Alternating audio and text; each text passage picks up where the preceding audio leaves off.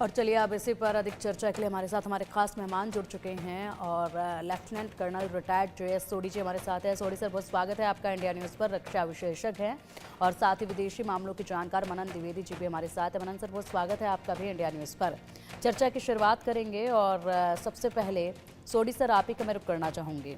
बहुत से प्रतिबंध जो हैं वो बलूचिस्तान में सरकार की तरफ से लगा दिए गए हैं, पाकिस्तान की तरफ से, पाकिस्तानी सरकार की तरफ से। लेकिन जो हमले लगातार तेज हुए उससे शहबाज शरीफ तो दहले, साथ ही साथ मुनीर भी दहले। लेकिन ये जो प्रतिबंध लगाए जा रहे हैं, क्या लगता है कि कब तक इन प्रतिबंधों का सहारा जो है वो लेते रहेंगे? क्या ये कोई समाधान है क्या? क्योंकि लगातार यहाँ पर आग तो बढ़ती जा रही है। जय हिंद पिंकी जी। ये मेरा सौभाग्य कि मैं आपके न्यूज चैनल पर हूं, विख्यात को पैलेस के साथ हूं। सबसे पहले मैं इंडिया न्यूज के सारे दर्शकों को ईद मुबारकबाद देना चाहूंगा।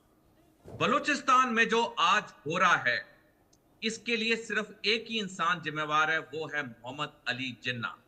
4 अगस्त 1947 को एक मीटिंग हुई थी नई दिल्ली में, जिसमें Jawaharlal Nehru, viceroy lord Mountbatten, Mohammad Ali Jinnah और खान ऑफ कलात थे। और इन चारों के बीच में यह डिसाइड हुआ कि बलूचिस्तान ना पाकिस्तान का हिस्सा बनेगा, ना हिंदुस्तान का। बलूचिस्तान एक आजाद देश के रूप में रहेगा। और ठीक एक हफ्ते बाद 11 अगस्त 1947 को बलूचिस्तान ने अपनी आजादी डिक्लेयर कर दी। 3 दिन बाद पाकिस्तान का जन्म हुआ एक नए देश के तौर पे, और अगले दिन 15 अगस्त को भारत को आजादी मिली। लेकिन जिन्ना ने अपने आश्वासन से बलोचियों के साथ विश्वासघात किया, और कुछ महीने बाद 7 मार्च को पाकिस्तानी सेना की 2 डिविजन्स, जो कि 33 डिवीजन और 41 डिवीजन को बलूचिस्तान में भेजा गया, और बलूचिस्तान पे जोर जबरदस्ती कब्जा कर लिया गया। खान ऑफ कलात के कनपट्टी पे बंदूक रखी गई और उन्हें जन इच्छा के विपरीत इंस्ट्रूमेंट ऑफ एक्सेशन साइन करना पड़ा 27 मार्च 1948 को, और बलूचिस्तान का विलय हुआ पाकिस्तान में। लेकिन कोई भी बलोची पाकिस्तान में विलय नहीं होना चाहता था, और 1948 से लेकर लगातार बलूचिस्तान में पाकिस्तान की तरफ आक्रोश बढ़ता जा रहा है। अब एक तो बात है कि उन्होंने जन इच्छा के विपरीत बलूचिस्तान का पाकिस्तान में विलय किया। दूसरा, विलय करने के बाद भी जिन्ना ने या फिर बाकी आने वाली हुकूमत ने कभी बलोचियों को इज्जत नहीं दी, उन्हें सेकंड ग्रेड सिटीजन के तौर पर रखा।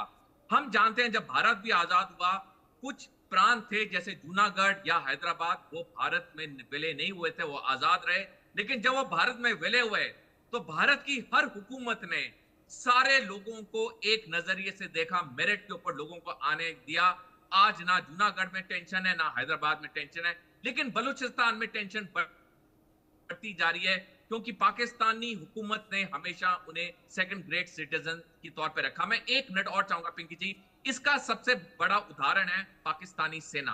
पाकिस्तानी सेना में 75% सैनिक, अफसर, जेसो या जवान उनके पाकिस्तान के पंजाब सूबे से आते हैं, और सिर्फ 0.3% पाकिस्तानी सैनिक बलूचिस्तान से आते हैं। यानी कि पाकिस्तान ने कभी भी बलोचियों को वो इज्जत नहीं दी, वो मेरिट नहीं दी। तो आज जो बलूचिस्तान में हो रहा है वो जन सैलाब के तौर पे उभर चुका है, और वो बिल्कुल सोडी सर, और केवल बलूचिस्तान ही नहीं बल्कि ये जो आवाज़ है इस तरह की वो तो पीओके से भी उठ रही है लगातार। पीओके में भी यही हालात जो है वो बनते नजर आ रहे हैं। दूसरी तरफ खैबर पख्तूनख्वा है जो वो भी हाथ से छिनता जा रहा है। ऐसे में समाधान कोई नजर नहीं आ रहा है। जिस तरीके से कदम पाकिस्तान की आर्मी, पाकिस्तान की सरकार उठा रही है, मानो ये कदम जो है वो सोच समझ कर भी नहीं उठाए जा रहे हैं।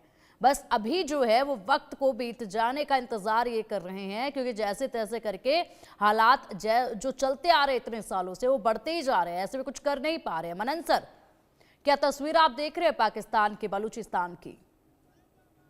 देखिए, मैं यहाँ पर ये कहना चाहूंगा कि एक पर्सनलाइज्ड मोटिव की तरह, एक सिंबल और एक रीजनल प्रतिध्वनि की तरह हम यह पाएंगे कि आज से 8-10 साल पहले जब बुरहान वानी को लेकर बड़ा बवाल मचा था, उनको हीरो स्टेटस, उनको पेट्रियोटिक स्टेटस, उनको शहीद का स्टेटस दिया गया था, और जिस तरीके से जनमानस का उबाल था कश्मीर में और पीओके में, तो वैसे ही स्थिति जो अभी, जैसा कि अभी हमें प्रतीत हो रहा है, उनके जो यंग का कॉमरेड हैं, जो यंग उनके सेनापति हैं, भुगती, उनको पकड़ा गया है और शायद शहादत हो या ना हो, पर एक के बाद एक, जैसे लोगों ने नारा दिया था कश्मीर में कि बुरहान वानी एक जाएगा तो कम से कम 1000, 1 लाख लाखों की संख्या में यूथ वहां पर आएगा, वैसा ही नारा अब बलूचिस्तान में दिया जा रहा है। पहली बात तो ये। दूसरी बात ये कि ब्रिटिश भी बहुत हद तक जिम्मेदार है।